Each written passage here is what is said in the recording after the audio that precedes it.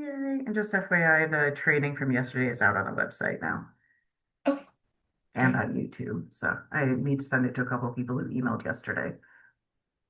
great. Okay, lovely.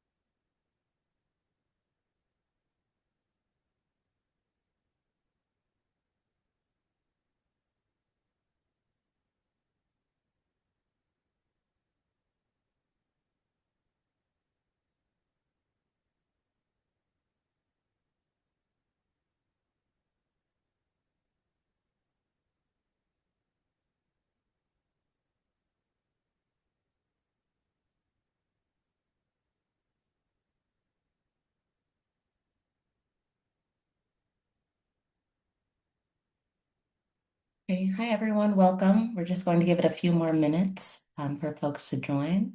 But yeah, thanks for joining our 2026 Hope Leaders in Lab Science Training informational webinar.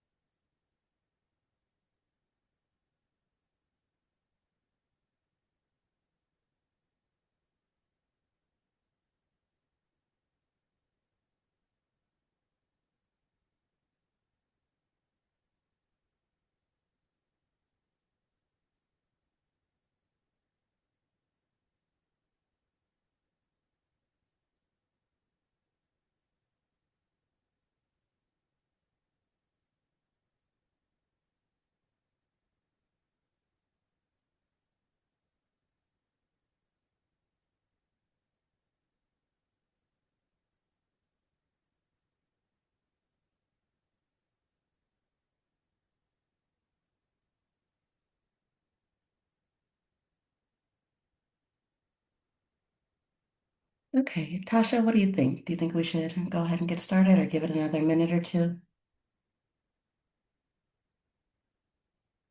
Oh, I you're think you could go ahead and get started. okay. Perfect. Sounds good. Well, again, just wanted to say hello, everyone. Thank you for joining us today for our Hope Leaders informational webinar. My name is Kat.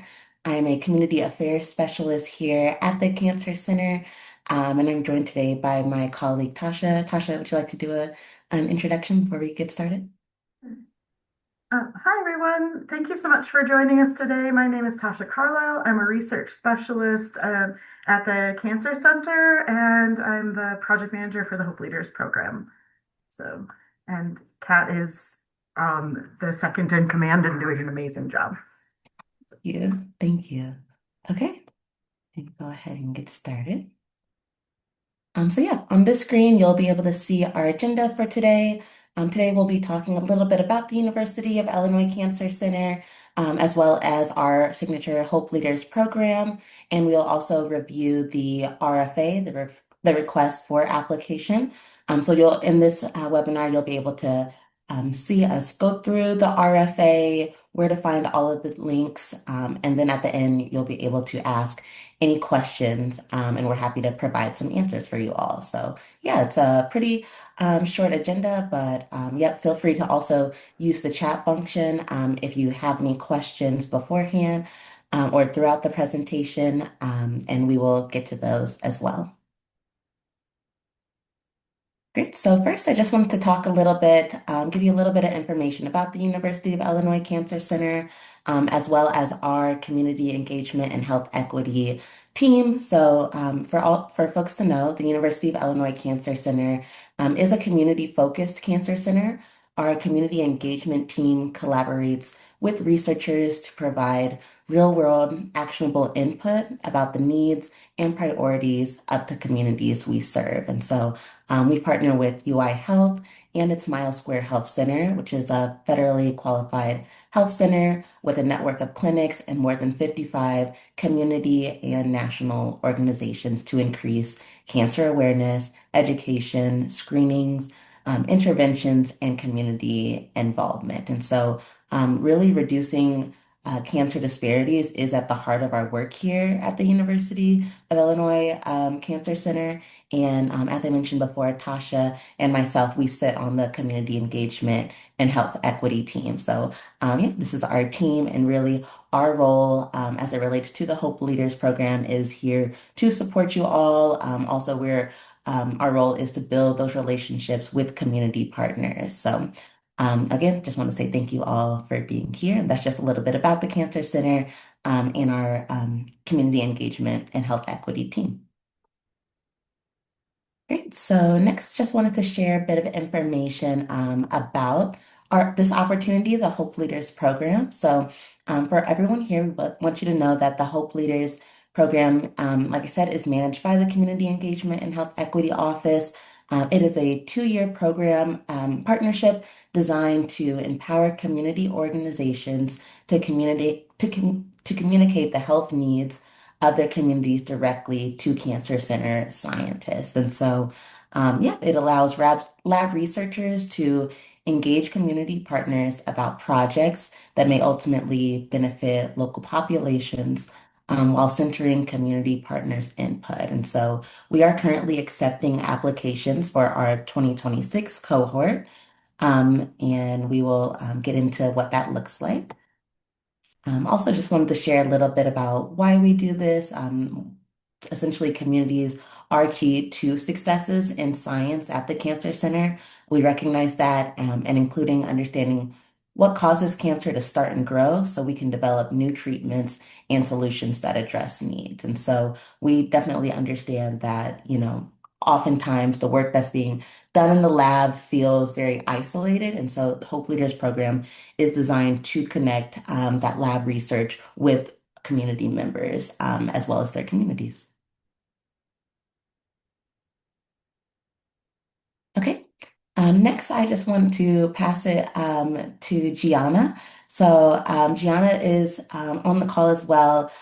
She is a Hope Leaders recipient from Equal Hope. So Gianna, I just wanted to ask that you share a little bit about your experience, what that process looked like for you, and anything that you'd like to share with the attendees today about your experience with the project. Yes, hello. My name's Gianna Calixto. I am the Chief Health Operations Officer here with Equal Hope. And Equal Hope was a community organization that was part of the Hope Leaders first cohort.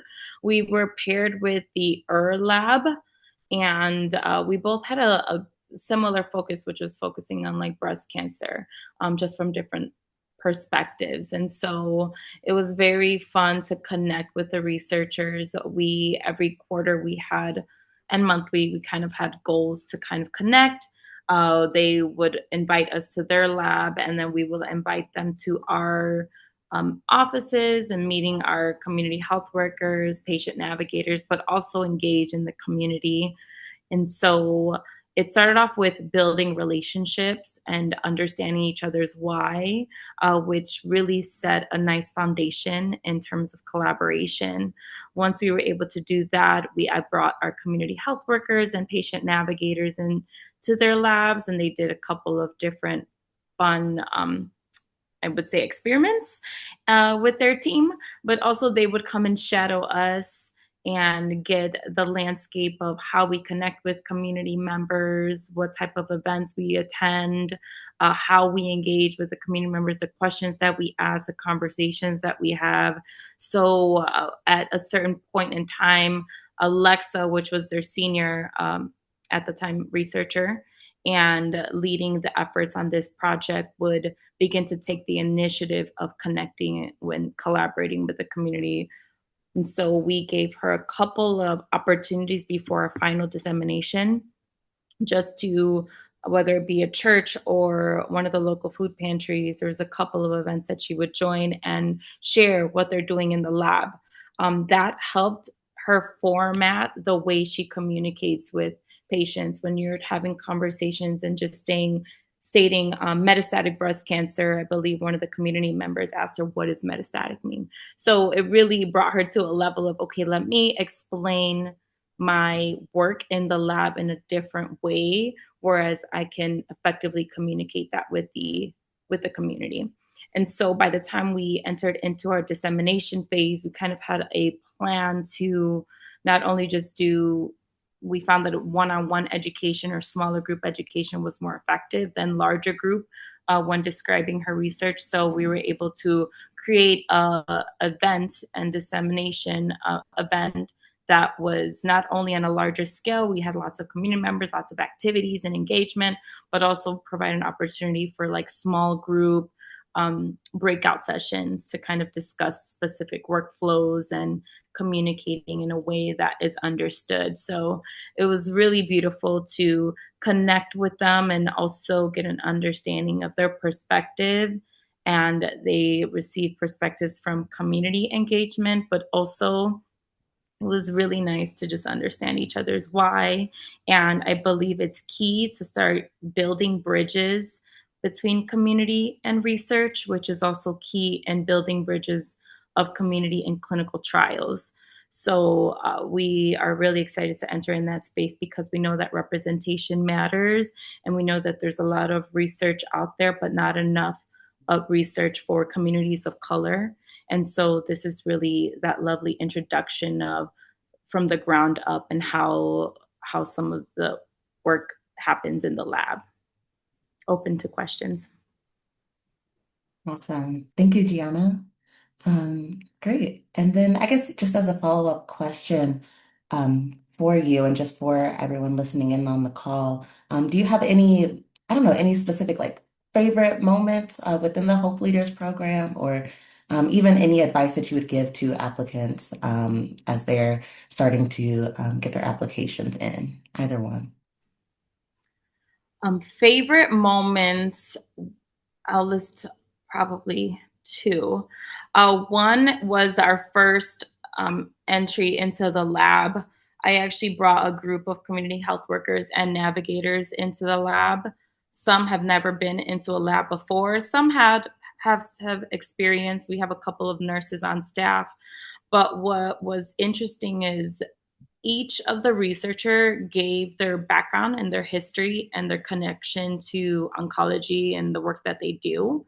But they also were able to bring up these slides and have the team look in microscopes and look at the differences between um, an African American woman's cells versus a Caucasian versus a Latina, and you can just see stark differences and what that meant to them and what their plans were in terms of their research. So that really set a foundation. I think we did that within the first couple of months of engagement. And then, of course, our dissemination plan was another favorite. We had over 100 individuals in the room, community members. We had probably over 20 vendors. There was a microscope somewhere, and we know next time we'd probably put it more at the forefront because not as many community members walked past that table or looked at it engaged. There was lots going on, but Alexa's team was able to bring a group of other students with her. Half of them were bilingual. Majority of the community members who came to the event were monolingual Spanish speaking individuals. And so we broke not only did she do a simple, like clean, lovely presentation for the group, but the best part was really breaking them into these subgroups, and they had posters and they were going around explaining that specific section of their poster, which was a different which were pieces of her lab and her research. And what was the most impactful, I think the most beautiful piece of it was afterwards, after every kind of breakout room, that we'll ask questions like, what did you learn from that? What feedback do you have about what was just presented? And the community was so engaged. They were like, oh, this so and so explained this to me, and oh, I have questions on this, and just brought it to a larger group. But you can tell like people are listening and they're interested and they want to know and learn more. So that not only provided connections with community, but also provided like, I feel like some people are in this space like, oh, researchers are up here, they're doing work in this lab and it's far from me. But we're really not that far away. And we really share some similar connections and aspirations and goals and what we want to see in terms of healthcare and access to care. And so finding those connections and building bridges for those gaps was probably my favorite part of the project. Awesome. Thank you so much for sharing.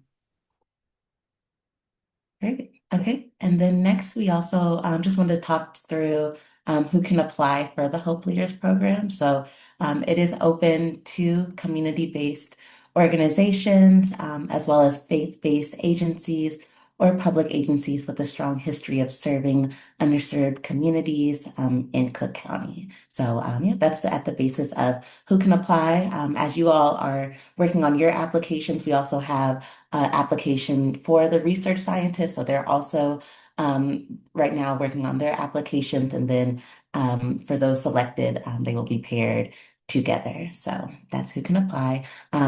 Universities and academic institutions are not eligible to apply for the Hope Leaders program. And then next, just wanted to share a little bit of information here about the award. So it is a $20,000 reward broken up over 2 years. And in that first year is the $10,000. And then in the second year is the additional $10,000. And so the second year payment is dependent on the first year progress. And so you will be supported by Tasha and I, as well as the rest of our team for just progress checks and make sure that we are meeting deliverables and things are going smoothly. So, yeah. Okay, next we'll talk a little bit about the application. I'm going to stop sharing my screen for a second and pass it over to Tasha, who can walk you through the application. All right. Hi, everyone. Thank you so much. Oh, we have a Q&A question. Let's answer this really quickly first. Will the guarantee know beforehand what kind of research that is being considered? So we would, you wouldn't, how far in advance, I guess, are you asking? So we tend to try to pair researchers that match up with the community partner. So if we know in advance what your focus is, then we could potentially do that. But otherwise, it may be that you might not be partnered necessarily with a researcher that's directly related, but the main focus is also to one, help the research scientists learn how to speak with and talk to community because that is not their forte. And unlike you community partners, it is your forte. So that is where a lot of your expertise will come in. And then you will learn about their research project and help them to understand what your community needs and what priorities are in your specific communities. So you probably won't know too far in advance. It will likely be actually at the first group visit, although you're welcome to reach out once you learn if you've been awarded, you're welcome to reach out and ask at that point. But otherwise, we wouldn't know much farther in advance than that, honestly. But also, if you have questions like this, feel free to email our Hope Leaders at uic.edu, which we'll share at the end as well, and provide more information. So also, if anyone has any other questions, feel free to type them in the Q&A, but also if you want to raise your hand and we can unmute you, I'm happy for you to speak your questions as well so that we can clarify anything. But it looks like we answered Jerry's question. Thank you so much. All right, now I will share my screen so we can go over the application process. We're just gonna do this actually. Okay, so you should be seeing my web page now, hopefully. And it looks like you are. So here is the web page for the Hope Leaders program. And there's a bit more information here. Again, here's where you clicked to register, explains a little bit more information about the actual Hope Leaders program and gives previous awardees. And then I pulled this up earlier so that we didn't have to try to get it downloaded. So let's see. Just make sure. Okay, perfect. So it looks like you can see the Word document as well. So here is, unless I do that. Here is the RFA. So in here, it describes the total grant amount, the webinar, which is today, the application deadline. So pay close attention to this is March 13th of this year. And then we will send out notifications of funding by May 1st, and then the project begins June 1st. And if you have any questions at all, please feel free to email this Hope Leaders email address. Again, this document is linked into the Hope Leaders webpage, so you can access it right from there. And then I'm going to get this going as well so that I don't have to worry about that later. Okay, sorry about that. So again, it explains a little bit more about what the Hope Leaders program is and the purpose of the program. Here are some key takeaways. Applicants should be community-based organizations. Some of this Kat already went over, but we'll just quickly touch base again. Faith-based agencies or public agencies with a strong history of serving underserved communities in Cook County, including leading events and programs that address health equity. And again, universities and academic institutions are not eligible to apply. The community budget should reflect expenses related to events wherein communities learn and provide feedback about how lab science can support community needs, and awarded applicants will be paired with lab scientists who are working on specific issues that address a major cancer or cancer disparity in Cook County. These lab scientists will work with awardees on outreach efforts regarding lab science. Lab scientists will have their own separate and dedicated funding for their team and research projects. So, and then awarded applicants will work closely with University of Illinois Cancer Center's Community Engagement and Health Equity team, which is primarily Kat and myself, and also Amina and potentially Deidre, who is she's the director of Community Engagement and Health Equity Group. And we will provide support and regular trainings and offer logistical support for awardees and community engagement events. The applications are quite brief. There's an online application and a budget justification. And eligibility criteria, applicants must be community-based organizations. We went over this already. And the applicants or the team should not include a member of advisory boards for the University of Illinois Cancer Center. So if you're unsure of what that is, then don't worry. You should be all set. If you have a member of your team on the advisory board, though, unfortunately, you wouldn't be able to apply. So application materials, there's an online application, and we'll go to that in just a minute. And again, it's linked in this document, which is on our website. The application is divided into 3 parts. Part 1, the organization information. And there's details listed out here too. So organization information. So it lists here organization name, contact person's email address, contact phone number, organization's mission. Please keep this to 100 words or less, and indicate whether the organization is an approved vendor for UIC. This is just to help us get you set up for the future. So if you aren't one already, it's no problem. It's helpful for us to know ahead of time. And then part two, program description and rationale. So your organization's capacity to engage in health outreach for underserved populations. Keep this to approximately 500 words. Second part here is partnerships with other community organizations, clinics, and or hospitals. So just list out other community organizations that you work with directly in your community engagement work. Staff who will participate in this project. And also, just as an FYI, don't worry if your staff changes throughout the project. You just need to communicate that with us. But it has happened with a couple of the groups so far, so don't worry about that. But just to list out who you think will be the main point people to start, and then we can go from there. Strategies to integrate lab scientists and research findings into the organization's events and programming. For 2026 through 2028. As we stated before, this is a 2-year program. So, and to note, lab scientists may not have any prior community engagement experience, and their research findings are likely focused on molecules and biological interactions that could lead to new medicines, but are not medicines yet. So they're also in their early stages of the research, but let us know how you think the scientists can go out into the community with you, what that could look like, how they can engage in the events that you have going on. And provide an estimated total number of community members who will be reached.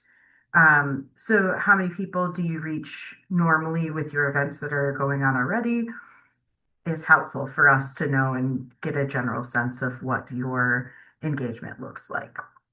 So part three, budget justification.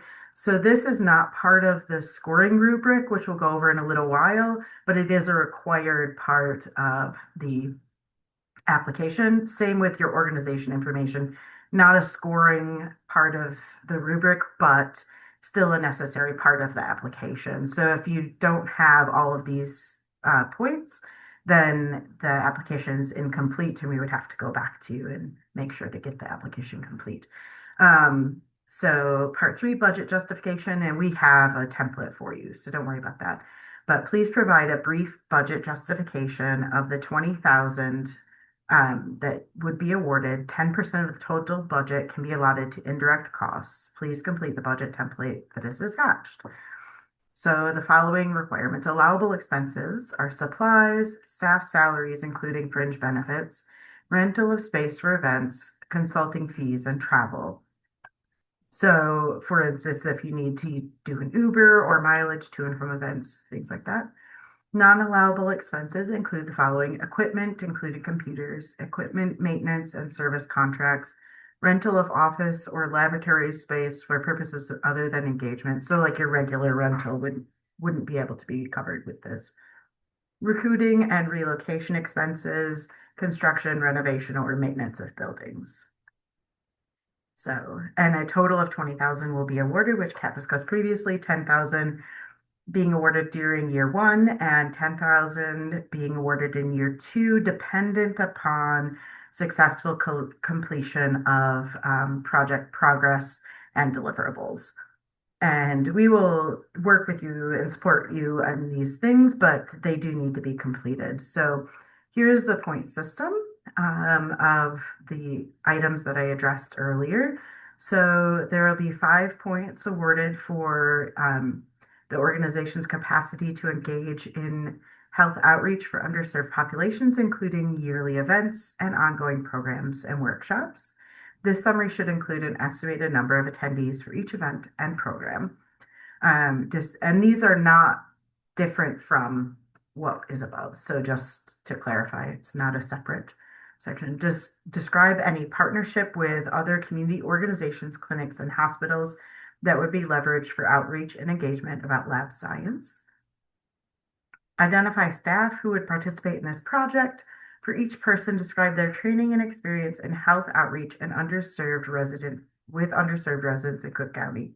Please also describe the number of hours they would have available each week for this project. This estimate should be reflected in the budget as well. And then the next section is proposed strategies for how lab scientists and research findings will be incorporated into the organization's events and programming throughout 2026, the program section of years 2026 and 2028. At a minimum, there should be at least 2 events wherein scientists or research findings are shared with at least 50 individuals. Before the 2 events, there is expectation that lab scientists will join community events and learn how communities share information and what communities value. During the 2 events, communities should learn about local lab science, which will need to be translated from very technical terms to something easy for everyone to understand, regardless of their educational background. So you're helping the scientists to speak to your community in a way that makes sense. And as Gianna mentioned, help them to understand what words and terms your community is not going to know. And that should be pretty similar across communities, but just help them to see in your community and what makes sense for them. So scientists will learn what communities think and will get ideas that they can then bring back to their lab as they focus on understanding what causes cancer and ideas that could translate to new treatments in the future. And the final point, provide an estimated total number of community members who will be reached and the demographics, just to help us to see what areas, what neighborhoods you're working with, the age ranges, gender, race, and ethnicity. All right. So in each of those are worth 5 points. And then all applicants will receive a summary of reviewers' comments at the end of the review process, regardless of whether they receive funding. Ranking will be by peer review based on the point system provided above. Accordingly, each section, reviewers will evaluate the application as from 1 to least impactful and 5 to very impactful for sharing lab science with underserved communities. So each of these points above will be rated 1 to 5, and we will provide you with feedback at the end of this process so that you can, for instance, if you didn't get awarded this year, you could use that feedback to improve your application for next year. But also, if you were awarded this year, maybe you would like to apply for some other grants in the future, and it may give you some helpful feedback to continue to improve. So post-award guidelines, once awarded, the Cancer Center finance team will work with the awardees and Hope leaders, including establishing them as vendors and establishing quarterly invoicing processes. Hope leaders attendees will meet regularly with the Community Engagement Health Equity Office for trainings and brainstorming sessions. So we will have quarterly meetings, and we try to do those in person as much as possible. Sometimes they can be here at the Cancer Center. They could also potentially be at your location if you have a physical location, or if you regularly have meetings at a specific location, we could also have meetings there. We've done all 3 of those over the course of the different cohorts. So we like to go out into the community because that's what we do. So whatever makes the most sense for everyone is what we'll do. But we do try to do those in person because we found that it is really impactful for the connection. All right, and then let's go. There are a few more guidelines, but we'll work with you to make sure that everything fits what we would need to do throughout the project, and we're here to support you. And also just as an FYI, acknowledgement products and publications as a product of this program should include an acknowledgement of the community outreach and engagement at the University of Illinois Cancer Center. Products and publications include research and technical papers, preprints, conference and academic presentations, theses and dissertations, journals and books, oral histories, video and audio recordings, speeches, events. And also when you create posters that are for the Hope Leaders program, If you have events, for instance, then we ask that you work with our marketing team to make sure that the marketing is in line with our marketing as well. But we will help and support you with that. So don't worry about that too much. Okay, so now we'll go over to the actual RFA. So again, it's a lot of this first information is name, organization's name, contact person. All of this is non-scoring. It's required information so that we can reach out to you. Describe the organization's mission, also non-score driving, and indicate whether your organization is a vendor. This is non-score driving, just helpful for us to move forward. And then here are the items that I indicated previously that are score driving: 8, 9, 10, 11, 12. And then for 13 is the budget justification. And here is we include a template for the budget justification as well for you so that you can simply use this template and don't have to create your own. You can if you'd like to, but it's not necessary. But this includes all of the necessary points for us. And in the budget justification, it also again includes the allowable and non-allowable expenses so that you can be very clear with those. And then here is the budget template. Again, you can use your own template. It might be a little bit easier. It's definitely easier for us, but it might be easier for you as well to simply just fill in this information here. And again, these are all connected to the request for application online. So the information is already there. But if you have questions as you're filling it out, please, please, please just reach out to us at the Hope Leaders email address and we can help you. So don't feel like if some of the parts are maybe new to you, feel free to reach out and we can help support you with those. So please still work on the application and apply. All right, so I'm going to stop sharing and hand it back over to Kat. Okay, sounds good. Thanks, Tasha. That's great. Mhm. See.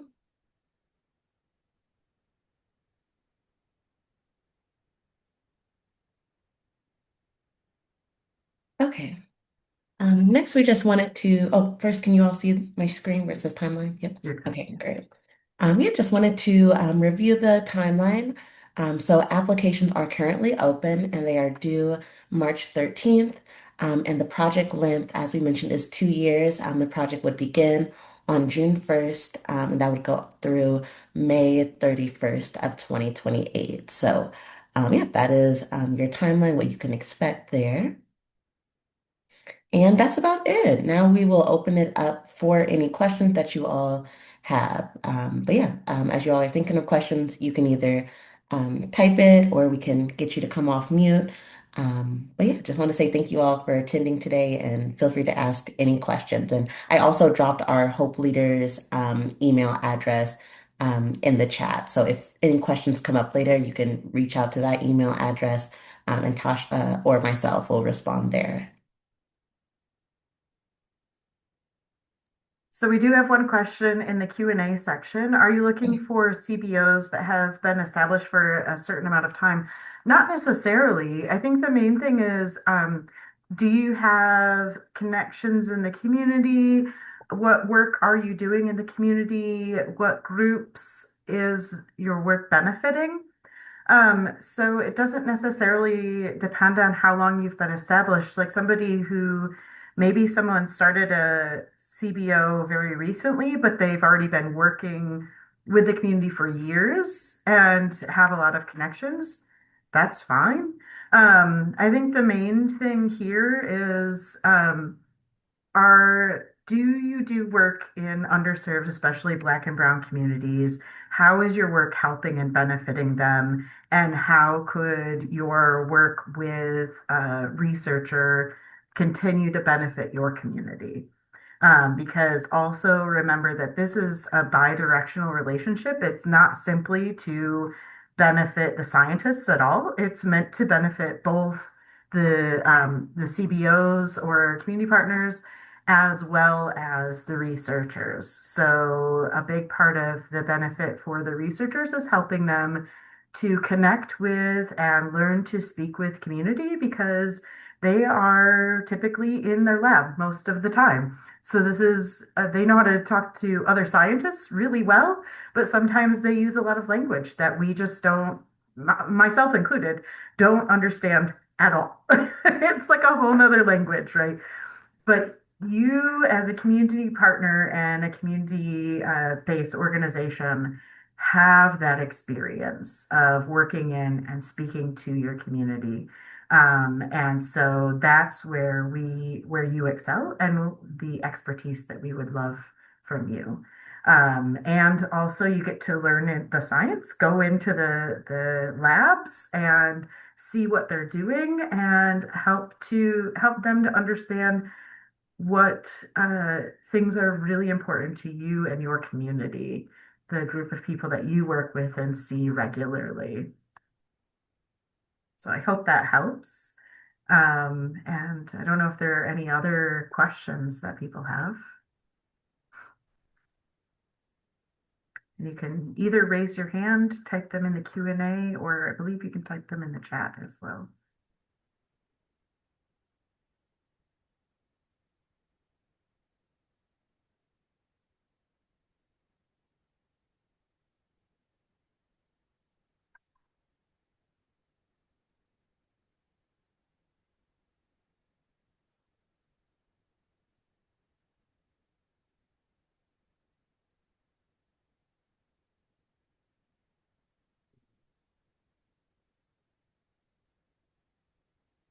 Okay. And I'm not seeing any questions here either, so great.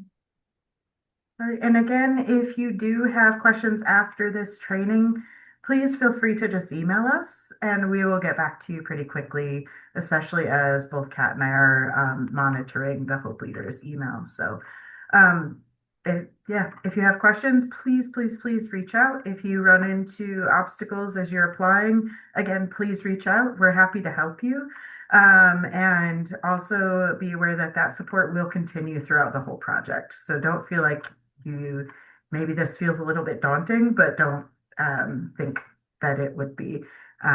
Anybody who works in the community you have to be able to pivot and to learn new things. And so if you're doing good work in the community, I'm sure this will be great for you and your community that you're working with.